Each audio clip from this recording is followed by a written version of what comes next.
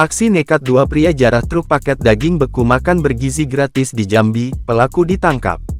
Truk kontainer yang membawa daging beku untuk program makan bergizi gratis dijarah sekelompok orang di Muaro, Jambi.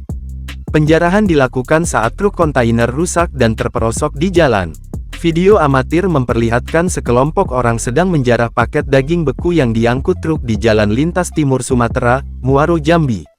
Pelaku menjarah truk pengangkut ratusan paket daging sapi beku dengan cara menyerang dan mengancam sopir menggunakan senjata tajam.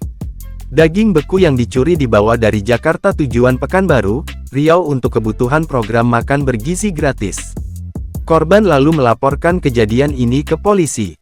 Polisi kemudian menangkap 2 dari 5 pelaku penjarahan terhadap truk pengangkut daging beku di Muaro, Jambi. Kedua pelaku ditangkap beserta barang bukti 16 paket daging beku impor senilai 200 juta rupiah yang disimpan dalam sebuah mobil. Sementara itu, 3 pelaku lainnya masih dalam pengejaran.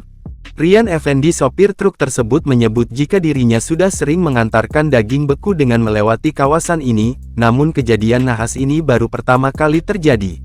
Menurut dia, daging beku yang dijarah ini rencananya akan dibawa ke Pekanbaru. Daging tersebut akan digunakan untuk program makan bergizi gratis di Pekanbaru. Setelah dijarah oleh pelaku, dirinya melaporkan kejadian tersebut kepada alasannya dan melaporkan ke pihak kepolisian.